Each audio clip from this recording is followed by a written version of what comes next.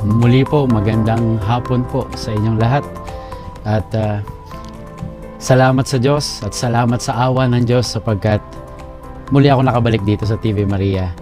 At lahat naman po ay dahil lang sa awa ng Diyos Kaya tayo nakakapagpatuloy sa buhay.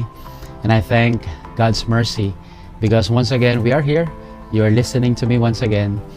And as we continue with our celebration of the 500th anniversary of our Christianity, and as we reflect once again on spiritual warfare, ito yung pakikipaglaban ng spirito, ay samahan niyo po muli kami sa pagninilay na ito at pag-aaral upang mas maunawaan natin ang pinag-uusapan na natin nung nakaraang Miyerkules pa.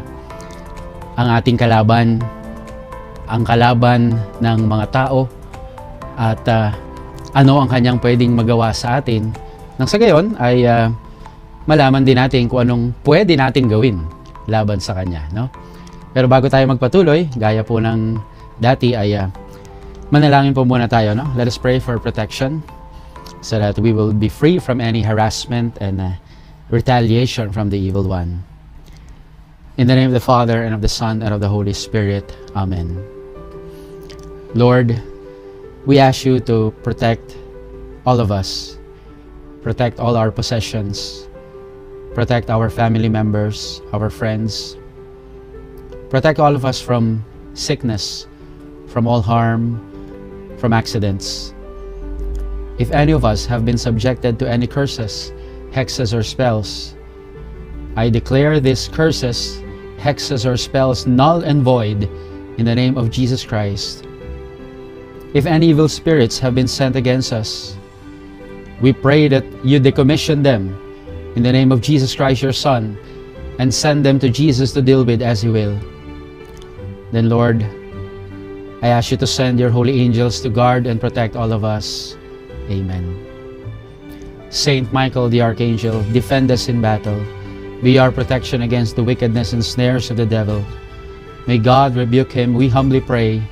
And do thou, O Prince of the heavenly host, by the power of God, cast into hell Satan and all the evil spirits who roam throughout the world, seeking the ruin of souls. Amen. Once again, we pray a prayer to our Blessed Mother as we say, Hail Mary, full of grace, the Lord is with you. Blessed are you among women, and blessed is the fruit of your womb, Jesus. Holy Mary, Mother of God, pray for us sinners, now and at the hour of our death. Amen. Saint Joseph, terror of demons, pray for us. In the name of the Father, and of the Son, and of the Holy Spirit. Amen. So muli po, magandang hapon po sa inyo. At isang nakasasabik na topic na naman po ang aking inihanda para sa inyong lahat, At sana po ay napanood nyo na po yung last Wednesday na episode natin, yung Who is the Enemy. Kung hindi nyo pa po napanood yon, maintindihan nyo pa rin naman po itong ating episode na ito, Pero mas magandang balikan nyo rin po yon pagkatapos para mas maunawaan po ninyo. At sa hapon pong ito, muli ako nagpapasalamat sa TV Maria kasi natupad na sa pangalawang pagkakataon yung pangarap ko na makapag-makeup. Kala ko pag namatay lang ako makapag-makeup ako, Pero dito, natutupad ang pangarap ko makapag-makeup. Okay? Oily ho ba ang ko? Okay lang? Okay, sige. Sa hapon pong ito ay, sabi nga ay, ang ating pong topic ay, what are the enemy's attack strategies? Wow, maganda to na tingnan natin, ano yung mga estratehiya ng kalaban? Nakilala na natin siya. Ano naman ang ginagawa niya sa atin, sa mundo? Bakit siya nananatili dito? At merong isang magandang tanong bakit hinahayaan ng Diyos na atakihin tayo ng mga kalaban na ito? Di ba pwedeng walang ganito? Mahal pa talaga tayo ng Diyos? Why does He allow these enemies to attack us? Valid naman po yung tanong. Na kung mahal ako ng Diyos at alam naman niyang pwede ako mahulog sa kasalanan, bakit niya hinahayaan yung mga ganitong uri ng pag-atake sa buhay? Alam niyo po, naniniwala ako, Sabi nga po ni Paul Thigpen, isang writer ng Manual of Spiritual Warfare. Sabi niya, God allows evil because He is powerful enough to bring out of even the greatest evil, a much greater good. Medyo malalim, ano? Ulitin ko lang po, Let me say that again. God allows evil because He is powerful enough to bring out of even the greatest evil, a much greater good. Na dahil sa kapangyarihan ng Diyos, kahit na may mga ganitong uri ng pakikibaka at pangyayari sa buhay, na ituturing natin na sama naman ito, out of that great evil, God is powerful enough to bring out a much greater good. No? Kaya po, dito siguro tayo lalakas. Dito tayo mas mapapalapit sa Kanya. Dito tayo magkakaroon ng pagkakataong tumawag sa Kanya palagi. Tatandaan ko nga isa pang tanong bakit yung mga hindi nagdarasal? Tama, no? Bakit yung mga hindi nagdadasal, sila pa yung magandang buhay? Bakit yung mga hindi lumalapit sa Diyos, sila pa yung may magandang buhay? Magandang buhay sa tingin nila, no?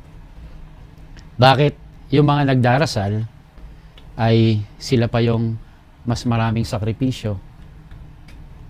Magandang tanong. Okay? Bakit kaya walang problema minsan yung mga taong hindi nananalig sa Diyos? Hindi ba sila inaatake? Well, ang ganda po ng sagot, no? Napanood niyo po yung pelikulang God's Not Dead? Sabi po doon, well, sometimes the devil allows us to be worry-free because he doesn't want us running to God. The devil will sometimes allow us to be worry-free, na wala ka iniisip masyado, kasi takot yung demonyo na tumakbo ka sa Diyos. Kaya hinahayaan na lang niya, huwag niyong gagambalain ito. Akin ito. At baka pag nahirapan pa, ay magdasal pa sa Diyos. Hayaan na lang muna. So now, my dear friends, yan po yung mga pasakali lamang kung ano ang pag-atake ng demonyo. Okay? Kaya po, ngayong hapon, okay, we begin with this scripture passage, no? Sabi po rito, the famous first letter of Peter, stay sober and alert. Your opponent, the devil, is prowling like a roaring lion looking for someone to devour. Walang pinipili ang diablo sapagkat sabi ko nga last Wednesday, gusto niya tayong kaladkarin sa impyerno. Ngayon, minsan may mga nagtatanong po sa akin, no? Father, kapag ikaw ay merong exorcism, pwede ba ako sumama? Sabihin ko, bakit mo gusto sumama? Gusto ko lang umakita, pero wag na lang siguro. Bakit? Kasi baka lumipat sa akin. Ayoko lumipat sa akin. Posible bang lumipat sa akin? But jokingly, I will tell them, no. Huwag ka mag-alala. Hindi lilipat sa iyo yun. Huwag ka mag-alala. Meron ka na. Huwag ka mainggit sa iba. Meron ka rin. Meron umaali-aligid sa iyo. Meron umaaligid sa akin. May umaaligid sa iyo. Lahat tayo may gustong makakuha sa ating kaluluwa. No? So we have to stay sober and alert because our opponent, the devil, is prowling like a roaring lion looking for someone to devour. So, sa hapong ito, hayaan yung isiwalat ko po yung tinatawag na demonic activity. Ito po yung attack ng demonyo, no? At dalawa po ito, the extraordinary and the ordinary demonic activity. Okay? So first, the extraordinary demonic activity. Sinabi extraordinary, hindi ganun ka-ordinary. Tama, no? Hindi ganun kadalas. Nangyayari, siguro sa ibang pagkakataon madalas, pero we cannot really still consider it as ordinary. Okay? Baka hindi kasi ito ang bread and butter ng demonyo. Kaya po hindi ganun kadalas din, no? But the simplest, should I say, extraordinary demonic activity is called infestation. Father, ano yung infestation? Alam mo, pag sinabi pong infestation, ito yung activity ng demonyo na ginagambala niya mga lugar, mga bagay, no? Kahit po mga animals, mga hayop. Okay? A demonic activity that attacks places, objects, animals, no, locations, okay? Mga ganyan tipo. Like for example, haunted houses. Yan, di ba, no? Baka ho yung tinitira nyo, haunted house. Okay? Ayun ko kung naabutan na po ninyo yung poltergeist. Yung ghosts that make noise. May pelikulang ganun, no? Pero yung mga karanasan po natin, no? Iba't ibang karanasan na ginagambala yung mga lugar. Yung makikita na lang natin na may mga gumagalaw na bagay sa bahay. Yung gripo, bumubukas mag-isa. Yan. Yung piano, wala namang tumutugtog, tumutunog. Di ba? Yung ilaw, kumukurap. Pundido yon. Palitan mo. Huwag mong sabihin agad na baka kakamot-kamot ang Diablo. Ako na naman sinisi mo. Pero may mga ganung pangyayari, no? Na bago pa lang, kumurap. Bah, iba ito Okay, may mga naririnig tayo mga hinihilang kadena. Yan. Marami pa mga sharing sa akin yan So, infestation, no? O kaya, minsan may mga nawawalang bagay, no? May mga nawawalang bagay. Nandyan lang kanina, maya-maya wala na. Tapos, babalik na naman. Doon mo lang nilagay. Mag-isa ka lang. Mga ganyan tipo, no? Pero mag-ingat ka rin kasi baka nilagay kang 500 sa mesa, nalingat ka lang, nawala na. O mo sabihin demonyo agad. Baka mesa demonyo lang yon. Okay? Magnanakaw yon. Pwede. Okay? Pero kidding aside, no? Ito po yung tinatawag na infestation. At marami pong mga dahilan kung bakit ang isang lugar ay infested. Okay? Ano nyo, karanasan lang din. Ako po yung nakasign sa Diocese of Antipolo. At ako po yung tinawagan for blessing, no? Pero hindi lang po house blessing. Kumbaga, block blessing. Okay? So, pumunta po ako doon sa lugar. Medyo hilly po yung lugar nila. So, pagdating ko po sa mini subdivision nila, ay tinawag po ako nung mismong magpapabless ng bahay.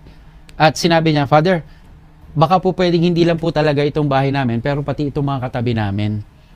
Sabi ko, sige, okay lang.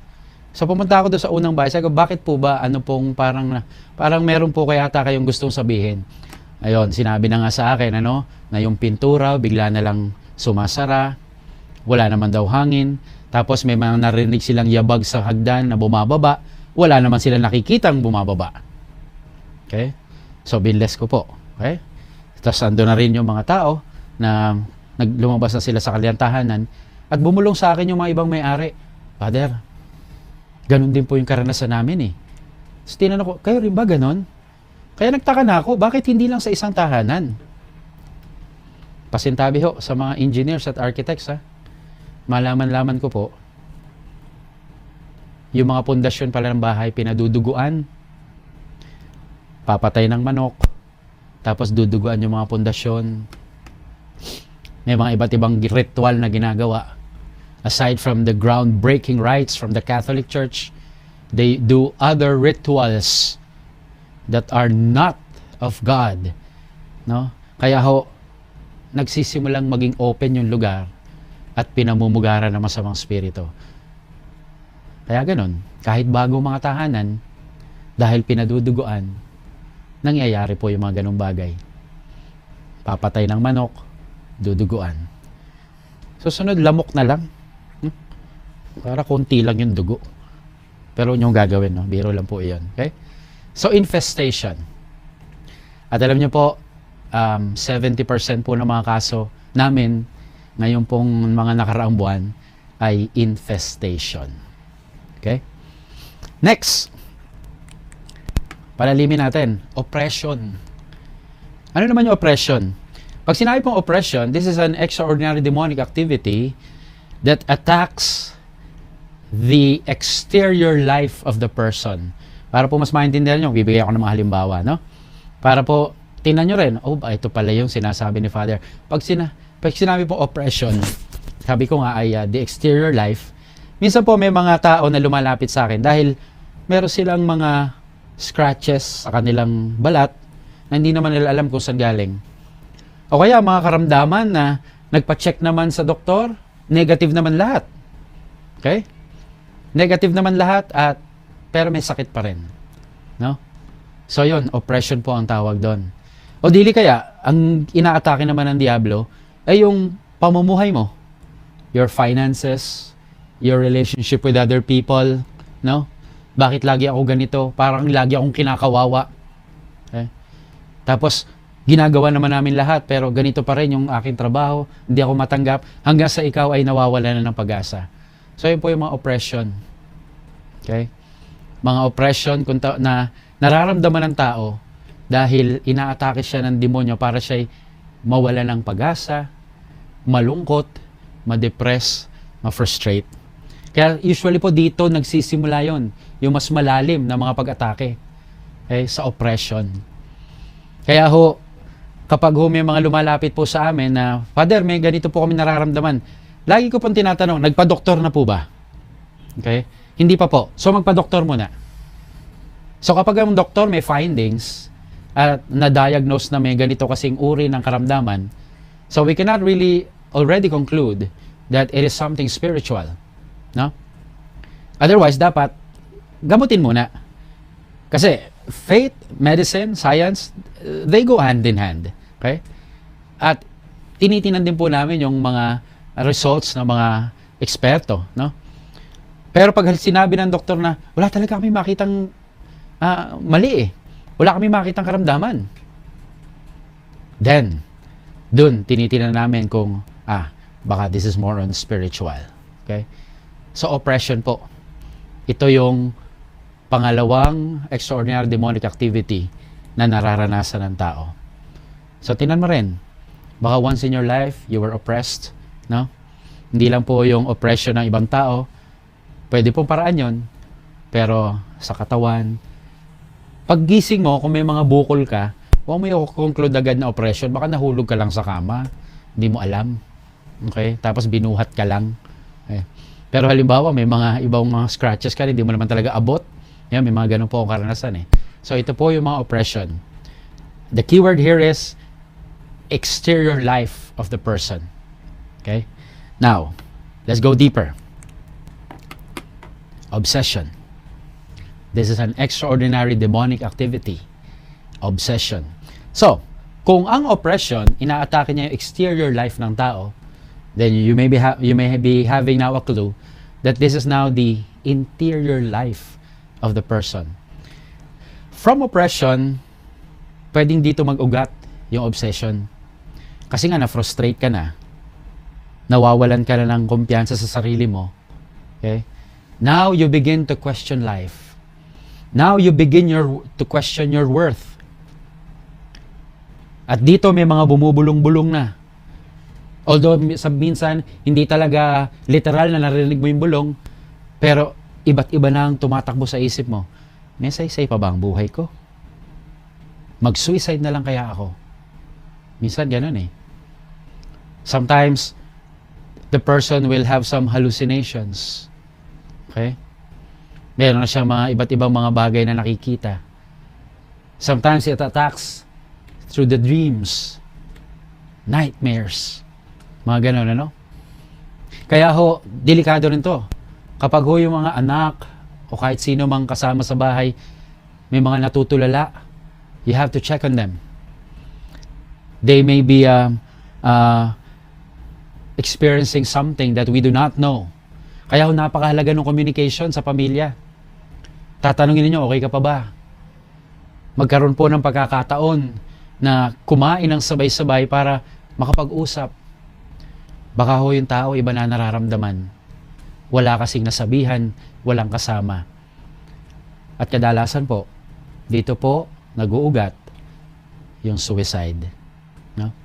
Obsession. Hari nawa ay walang masyado nakakaranas nito, no? Sapagkat ito isang malalim na pag-atake ng Diablo. Okay? So, infestation, oppression, obsession. But here is something na talagang, although it's rare, ay the worst that the devil can do to a person.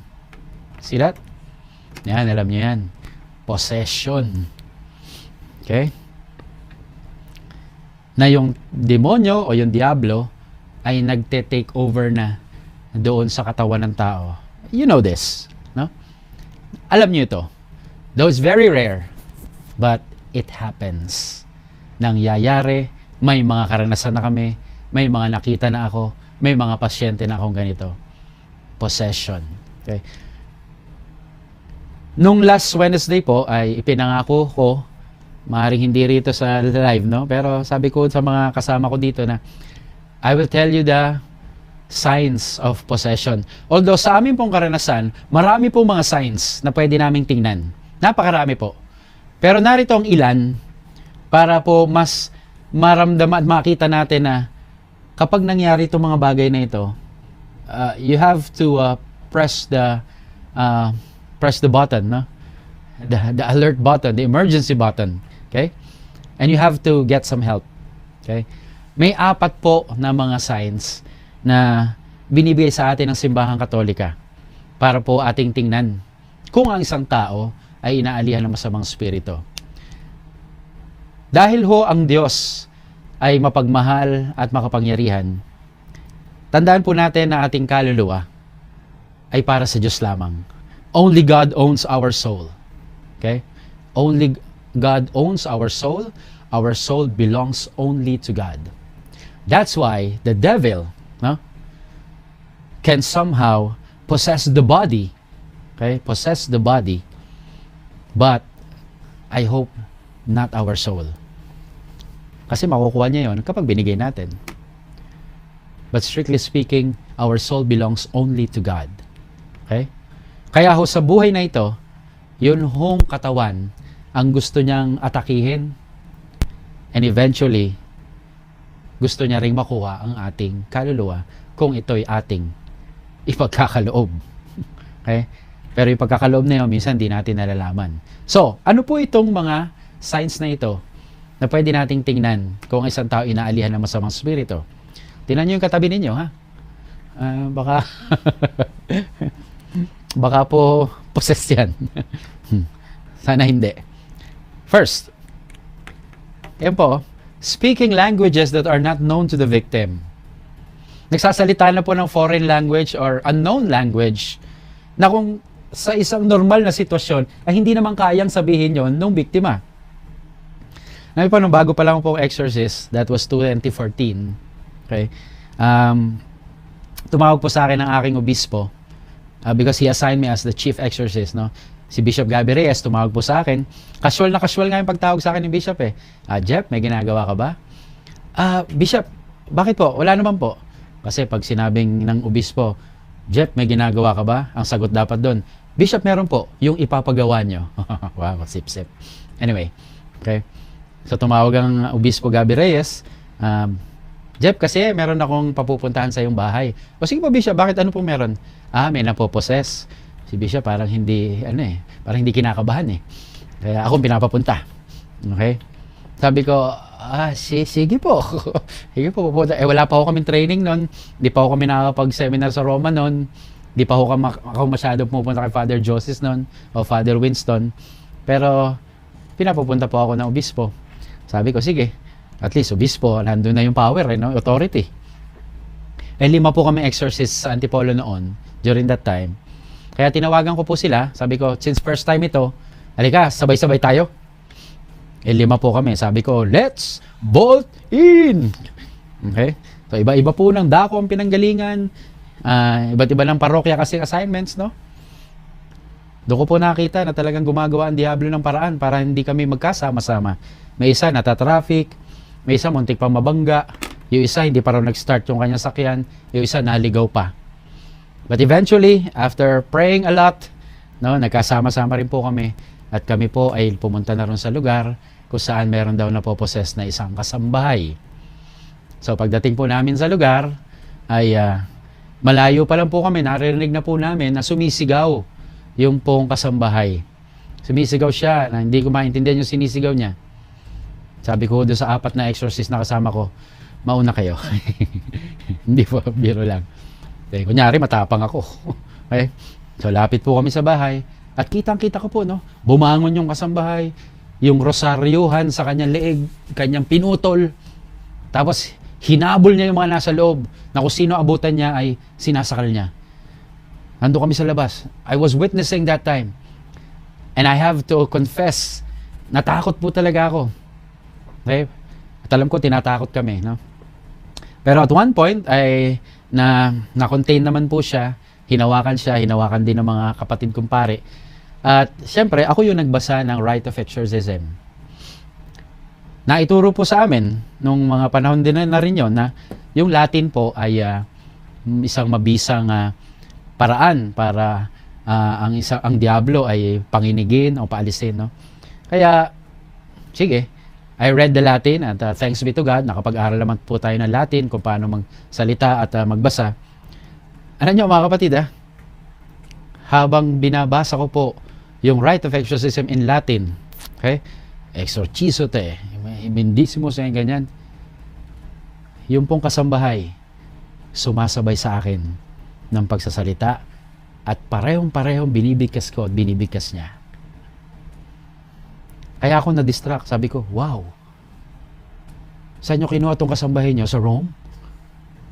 Okay? Kala ko sa Bicol. Kasi marunong mag-Latin. At doon ko napatunayan, totoo pala, possessed talaga siya. So yan, no? Speaking languages that are not known to the victim. Okay? Kaya ho ako, kapag bigla ako nagkapampangan dito, possessed na ho ako.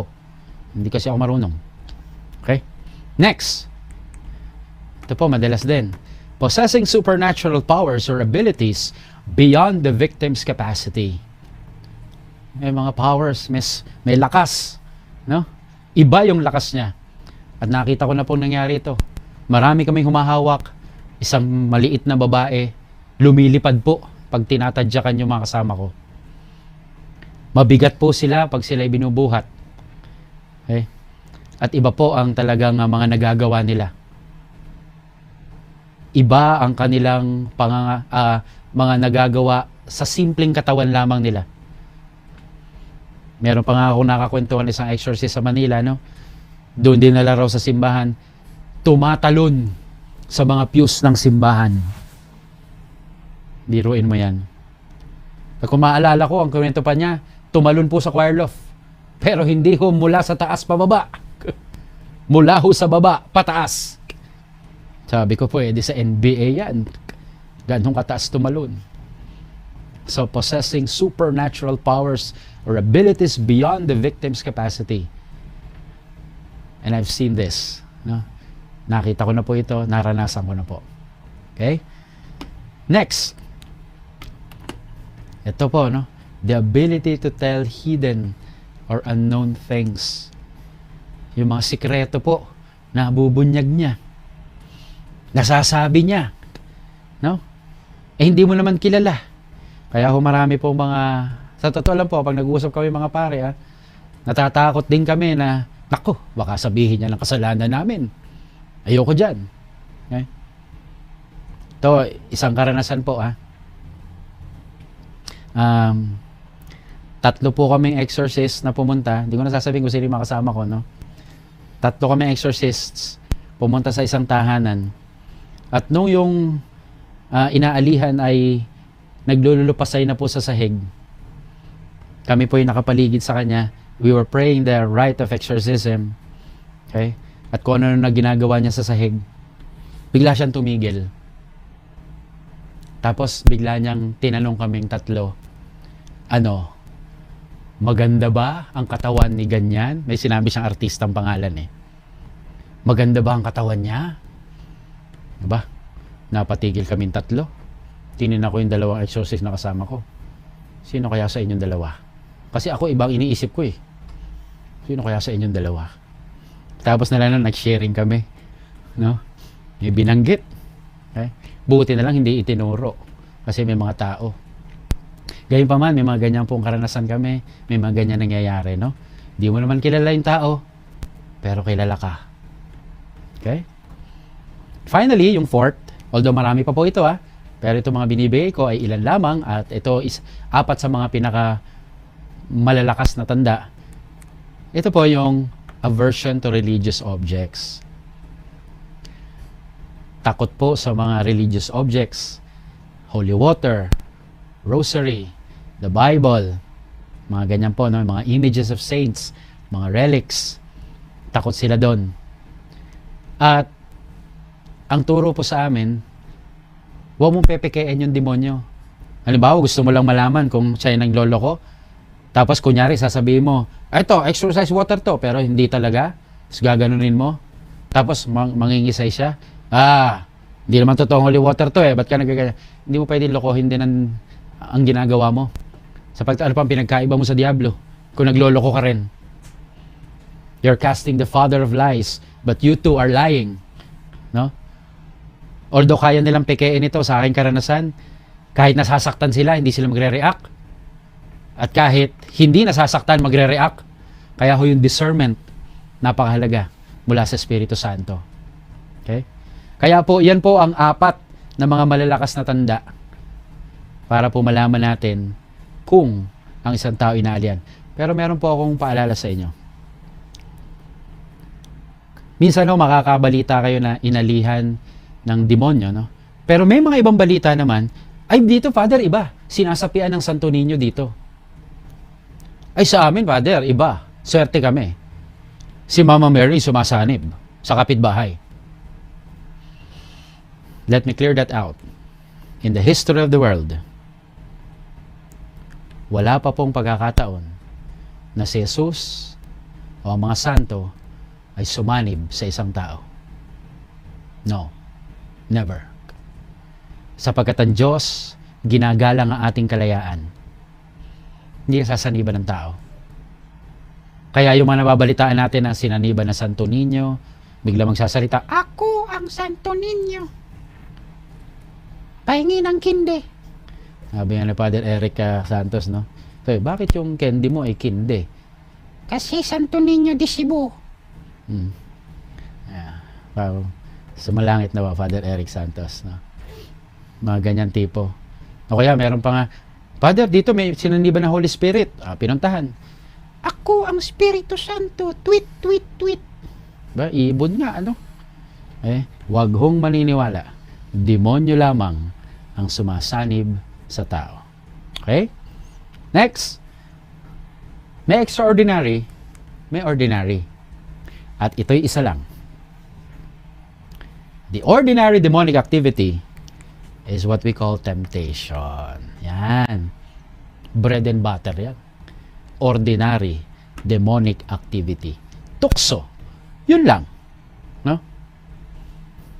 Kaya ho, puntahan nyo si Eva Eugenio para sabihin, o tukso, layuan mo ako. How does the devil tempt or provide us occasions of sin? He will make us doubt. Tandaan niyo po yan, ha? Yan ang isa sa mga tukso ng demonyo, na pagdudahin tayo, kung mahal tayo ng Diyos, kung anak ka ba talaga ng Diyos. Tatandaan yung Ebanghelyo, di ba? Siya itinukso ng Diablo nung siya nasa disyerto o nasa ilang. Pero anong nangyari bago yon? The baptism of the Lord in the Jordan River. The devil must have heard. Sabi ng Ama, this is my beloved Son. Kaya ano sa ilang, sinabi ni Kristo, if you are the Son of God. You see? If. Kaya ho tayo ng mga nabinyagan, tayo pinagdududa rin ng demonyo. Oh, if you are the son or a daughter of God, bakit ka pinahihirapan? Make us doubt. Remember, during the time of Adam and Eve, nung sinabi ni Eva, ay, pwede raw po namin kainin lahat. Huwag lang itong bungang pinagbabawal kasi mamamatay daw kami. Sabi nung Diablo, sinabi niya talaga yun. See? He will make you doubt. Ikaw ay pagdududahin sa iyong identity na anak ng Diyos, na mahal ng Diyos, na mahalaga sa Diyos.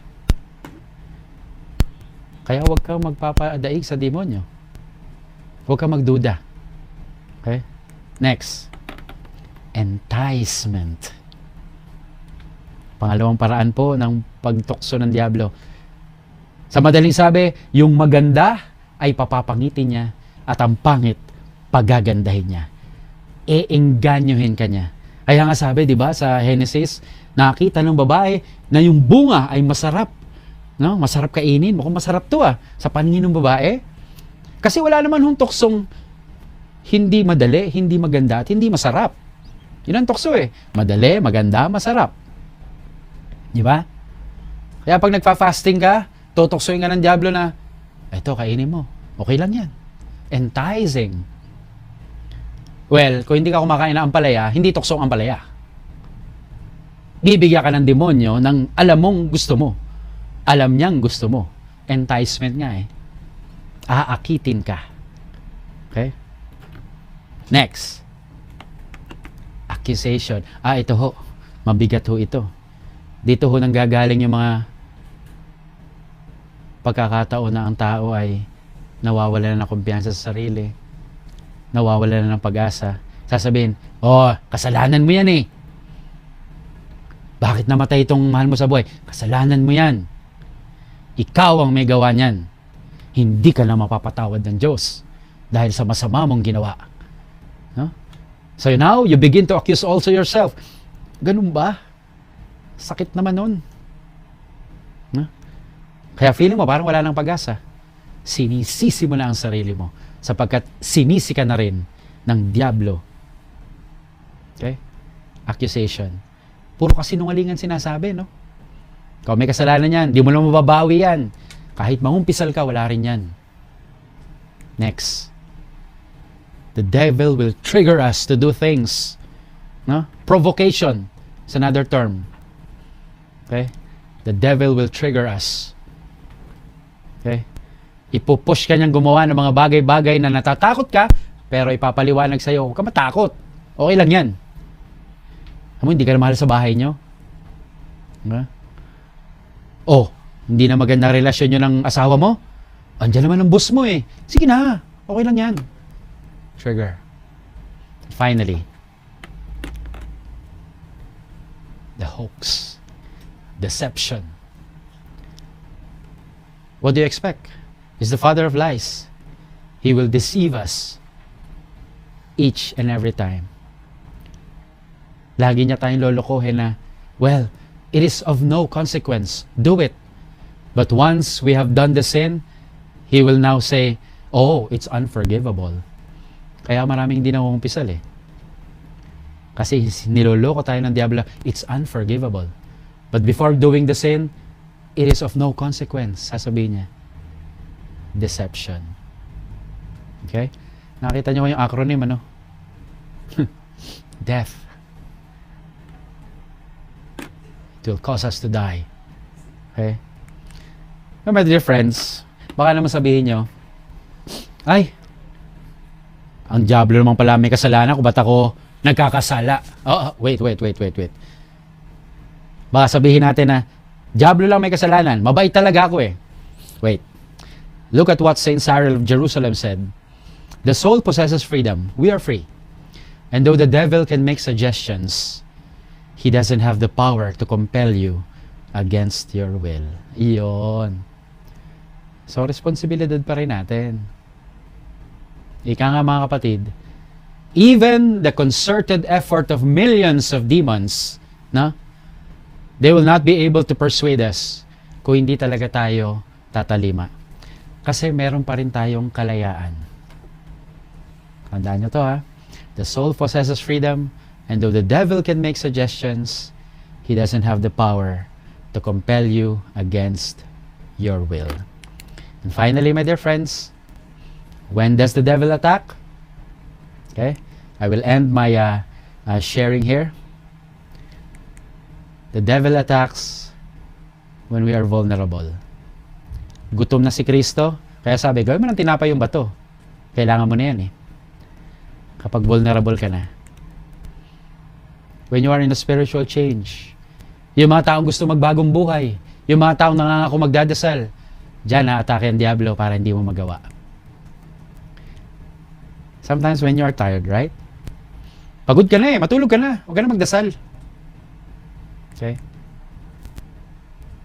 when you're depressed, when you're down in your life, then the devil comes in. When you are in pain, kasi gusto mong gumaling, kung sino-sino ngayon ang lalapitan at kung ano ang gagawin mo, kahit mga bagay na hindi na maka-Diyos. At sasabihin ng demonyo, masakit na, di ba? Sige na, punta ka na rito. Huwag ka na sa doktor, albularyo na lang. And finally, when you are alone. Pag mag-isa ka lang, pag maraming tao, pwede mo itapon yung balat ng candy sa bulsa mo muna. Pero pag wala nakatingin, wala naman nakatingin eh. Sige na. See? Ito yung mga pagkakataon. Ilan lamang sa pagkakataon kung kailan ang Diablo ay umaatake. Kaya tandaan po ninyo ito. No?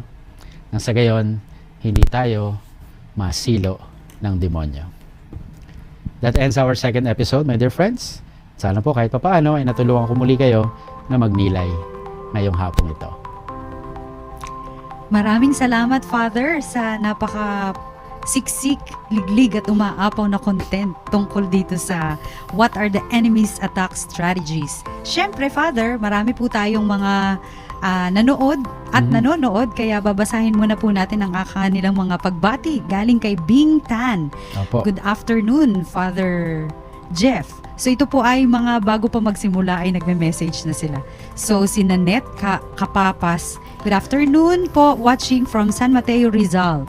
Si Mayet Ong, watching from Pasig Green Park.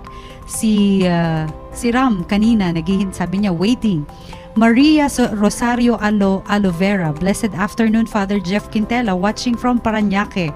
From Teresa Osita, good afternoon, Father Jeff. V. Navarro, good afternoon po, waiting to learn something new again today. Si Ami Castillo, good afternoon, Father Jeff. Dinya Paz Santiago is watching po, good afternoon po. Irene Mojica, watching from Indang, Cavite. Si Richard Paa, ready na po me to listen. Father Jeff, shared ko na rin po sa online groups and friends ko. Si Nelson Balagusa, good afternoon from Tacloban City. Si Apo Joey, good afternoon from Santo Tomas, Batangas. Si Mary Jane Ocampo, good afternoon, Father Jeff. Si Mildred Odarbe, good afternoon, everyone. Good afternoon, Father Jeff. Si Arnold Rai, happy viewing to all the Feast Bellevue Alabang Intercessory Feast, Ministry servants. Si Angel Melody Fuentes, good afternoon to all. Finally, another topic to enjoy and learn from. Thank you in advance, Father Jeff Quintela. Gia Credo, hello, Father Jeff from SJMV Lectors. Si Jonah Salvador Rivera, hello, Father Jeff, blessed to watch and listen to your talk. Rodora de la Paz Torres, good afternoon po, Father Jeff. Keep safe po and stay healthy po. Si Dory Resurrection is watching from Caloocan. Blessed Wednesday, Father Jeff, and to everyone, God bless. Ara Fernando, perfect ang makeup, Father Jeff. Si Jocelyn Zuniga, good afternoon, watching from Iloilo City. Si Crescencia Cruz Quintela, hello po, Christian Quintela and family, watching from Kalawaan, Pasig. Yan, Father, baka po pwede muna tayo mag-receive ng mga questions naman. Opo, pwede po. Okay. Meron po ritong tanong si Melrose Calamba. Sabi niya rito, Father, paano po kung gusto mag-confession kaso wala pong available o di pwede? Ano po pwedeng gawin? Actually, ito i-discuss ko pa sa mga susunod na episodes. Pero since siguro urgent din ito ngayong pandemic, itong tanong na ito. And then, I believe this is also part of spiritual warfare na tayo ay sinasabihan na wala namang pare eh. Huwag ka nang humingi ng tawad. Tukso rin yun no? Meron pong inilabas ang Vatican o si Pope Francis ng pamamaraan kung paano po mangumpisal na kahit wala pong pare, no? At may tinuturo din po ang Simbahang Katolika na tinatawag na perfect contrition. At doon po may mga step by step kung paano ikaw ay mangungumpisal na direkta muna sa Diyos, no? With a sincere heart, you maglaan ka ng oras at araw para ikaw ay makapangumpisal na direkta sa Diyos. Sabihin mo yung mga kasalanan. You can also read from a passage from the Bible like the prodigal son, okay? The gospel, no? Saint Luke. And doon po may mga steps po rin, a final prayer Pero ang mahalaga po rito na kapag ikaw ay nangumpisal na diretso sa Diyos, having that perfect contrition, sa huli po, there must be a promise. There must be a promise na kapag nagkaroon po ng pagkakataon at merong pari na available, then you have to receive the sacramental confession or the sacraments also. Okay? Yung po sacramental confession, mahalaga pa rin pong matanggap. Okay? Kaya kung kayo po ay lockdown, takot pa rin lumabas, no? Which is understood and ito po ay valid naman. So, from time to time, you can do that kind of confession. Nahingi ka ng tawad sa Diyos and be sorry for all your sins. But then, at the end, you must have that promise. Now, once a priest becomes available, then you will approach the sacrament of confession. Okay? So, ayun po. Okay. Pwede pa po isang tanong, te, no? Ang mga evil spirits po ba pwede mag-anyong maamong hayop? Well, hindi lang maamong hayop, pero kahit maamong tao. Okay? Gano'n naman deception nga ang lahat Kaya nga marami ako naririnig ng mga tao na, Father, wala kaming problema kahit may nararamdaman kami kasi mabait naman sila. Tanong ko naman, kailan naging mabait ang demonyo? Maaring wala pang ginagawa yan na nararamdaman at may impact sa'yo. But the fact that they are there, meron ang gagambalain yan at may gagambalain pa yan. Kaya mas magandang wag mo lang hintayin ang pagkakataon na yon. Maaring sabihin mo na mabait naman sila. Puting duwende. Nakasutana pa yung duwende, ano? Wala naman silang ginagambala. Pero hindi mo napapansin, nagkakagalit-galit na yung pamilya. Meron na kayong mga problema sa relasyon. No? Kaya talagang ang Diablo, papasok yan secretly. It will sneak in. Na yan ang pag-uusapan natin sa susunod na Miyerkules naman. Okay? Isa pa. Infestation po ba yung kay Annabelle Rama? Yung pelikula. Okay. Actually, hindi ko napanood yon, pero ang balita ko lang, parang manika yata yun, ano? Manika yun. O kasi objection So, may ginagambala siya, ginagambala yung mga tao. Kaya, with the use of an object, it can be considered infestation. Okay? Pero kung ito'y lumilipat-lipat na sa tao, ganyan, it becomes possession, no? Kaya pwedeng ituring na infestation yun. Kaya nga, pinag-iingat din tayo sa mga bagay na pinapasok natin sa bahay. Kasi minsan, kaya may mga infestation, may mga, lalo yung mga kumukolekta ng mga antique na mga gamit, hindi mo alam yung history nung bagay na yon. Ipapasok mo sa tahanan mo, kaya naapektuhan, no?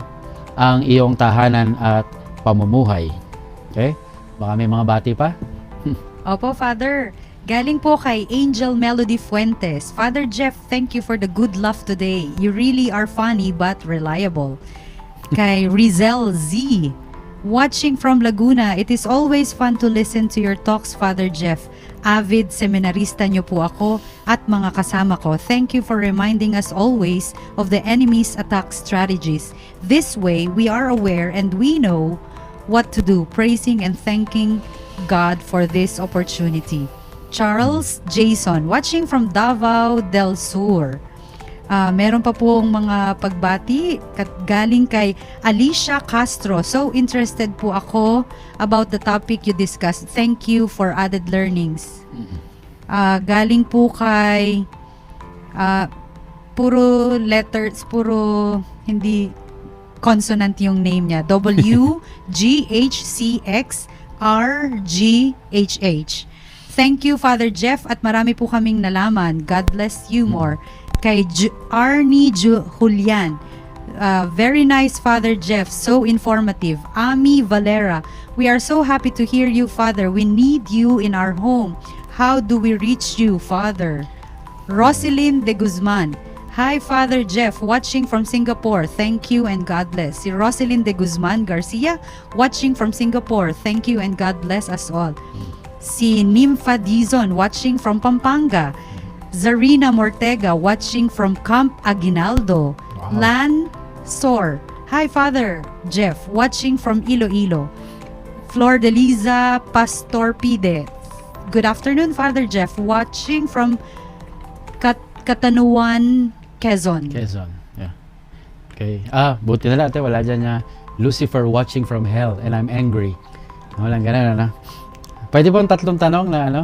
Okay, ito maganda, may mga tanong po rito. Sabi niya rito, Father Jeff from Jennifer Dolom, is it possible also that people suffering from panic attacks, depression, anxieties, or being attacked by evil spirits? Yeah, as I mentioned, it is part of oppression, no?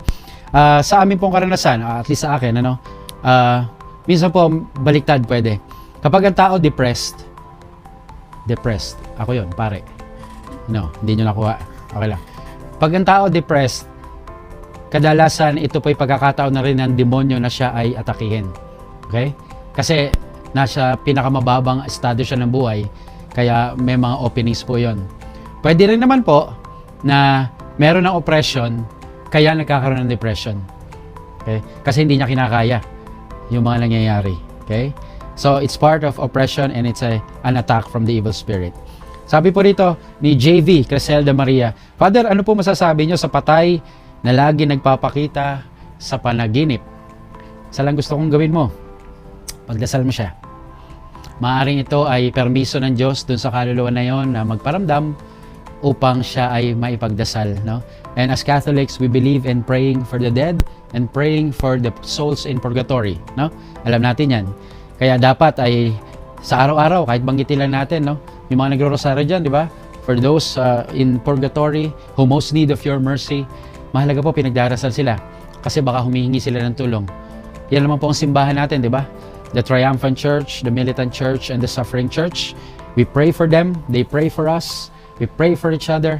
Kaya ipagdasal mo sila kasi kaya kanilapitan siguro sa iyong panaginip ay dahil gusto nila ng panalangin. Okay? Pero pag nagpakita na, gaya ng sinabi ko noon, iba na yon. Hindi yan kaluluwa ng patay, kundi ito ay demonyo. Okay? At ito pa, paano po may iwasan ng infestation? Sabi ni Esther Ragudo Peranil.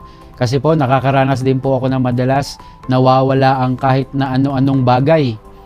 Minsan po ay nakikita ko rin, pero minsan naman ay hindi ko na nakikita ang nawawalang bagay. Please help po. Bigyan kita ng isang tip. St. Anthony, magdasal ka muna. Sa 13, no? St. Anthony, June 13. Marami na ako nakausap na nagdasal kay San Antonio at nakikita nila yung mga bagay-bagay. And St. Anthony is also one of the spiritual warriors, no? Pero pag may mga ganito sa iyong tahanan, mas maganda ay kung saan ka man diocese, tanungin mo kung sino ang exorcist doon. O kahit nga pare na hindi exorcist, they can also pray deliverance prayers in your homes and then they can bless the home. Tingnan mo rin, baka hindi pa nabe-bless yung bahay ninyo, no? At check nyo rin, baka may mga bagay na nasa loob ng tahanan na hindi dapat nang nandun, like occultism, occult things, no? Which I will discuss next Wednesday. At ito, exciting ito. Kasi bakit? Ang title natin, Paanong nakapasok na ang demonyo? Sino nagpapasok? Bakit mo pinapasok? At paano mo pinapasok? Kaya abangan nyo po yung susunod na episode natin. Meron pa po ba? Opo, Father, marami talaga pong mga bumabati. Kasama po si Inday Paz Alfonsa. Thank you, Father, from Iloilo. Neri Barameda. God bless you always, Father Jeff. Pride of Diocese of Antipolo. Mama Mary loves you. Maria Rosario Oliveira. So inspiring, Father Jeff. We are so blessed. Rodel Baduria. Thank you po, Father Jeff. Watching from Sydney, Australia. God bless you po. Si Charito Ampo Otaza. Watching from Talacogon, Agusan del Sur. Oh, layo ah. Si Crisela Monteron. Magandang hapon, Father. Watching from Lebanon. Feb Almadrigo. Thank you, Father. We learned a lot from you. Esther Ragudo Peranil. Thank you, Father Jeff, for that enlightening talk. Always stay safe and God bless you more. Litho Dina de Vera. Thank you, Father Jeff, watching from Las Piñas. Si Cres Reyes Tomas. Salamat po, Father Jeff, watching from Antipolo. Novi Aliga Madayag. Good PM, Father Jeff, watching from Quiapo.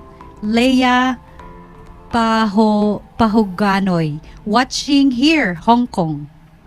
Si Daisy Dancel. Thank you, Father Jeff, watching from Abu Dhabi. At marami pa pong iba, pero tayo po ay nasa Yeah. pagtatapos na ng Yes. ating programa. Last 1 minute na lang po. Kaya Opo. po, hihingin na po namin ang inyong panghuling Okay. mensahe at pagbabasbas. Okay. Salamat po sa mga bumate. Salamat din po sa mga nagtanong. It's quite impossible na masagot lahat po ito, no? Pero salamat po sa mga nanood ng last episode at salamat sa mga nanood ngayon. At sana po mapanood niyo pa rin po yung mga susunod na 3 episodes natin dahil sa awa ng Diyos ay may mga matututunan din po kayo at marirealize, no? Kaya po muli, ang Diablo po hindi titigil na tayo atakihin.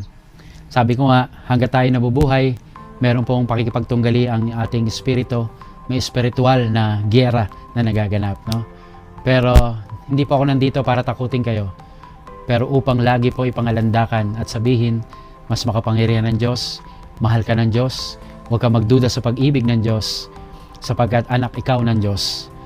Hindi niya tayo pababayaan, lagi niya tayong sasamahan.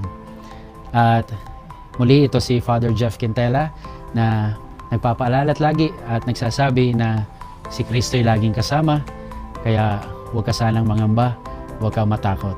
At naway pagpalain kayo ng makapangyarihang Diyos, Ama, Anak, at Espiritu Santo. Amen. Salamat po. So ayan po mga ka-Keyers, sanay kapupulatan po natin ito ng aral. At kung nagustuhan niyo po ito, please like and share, ibahagi po natin sa mga kakilala po natin. And please don't forget to follow and subscribe po ng ating YouTube channel, Mr. Curious Catholic. Muli po, this is Mr. Curious Catholic, kasama po ninyo sa pagtatanggol ng ating simbahan. Pro Deo et Ecclesia. Sa Diyos po ang lahat ng kapurian. Hello mga kapatid. Follow and subscribe. Mr. Curious Catholic, marami tayong matutunan. Mapupuno po yung ating isipan sa mga katotohanan. Dahil ang katotohanan naman bigay sa atin ng tunay na kalayaan. God bless. Hello mga kapatid, inanyayahan namin kayo, huwag niyong kalimutan mag-subscribe sa kay Bro Dance Oberio, Mr. Curious Catholic. Marami kayong matutunan sa pamamagitan ng pagsubaybay niyan sa pagsagot sa pananampalataya na inaatake ng ating mga kapatid sa iba. Yung pananampalataya, and they are not only attacking the teachings of the Catholic Church, but proselytizing the good numbers of the Catholic. At sa pamamagitan sa pagsulotin niyo nitong Mr. Curious Catholic, Facebook page and YouTube channel, dami ninyong matutunan. Isabuhay natin ang ating matutunan. Pro Deo et Ecclesia.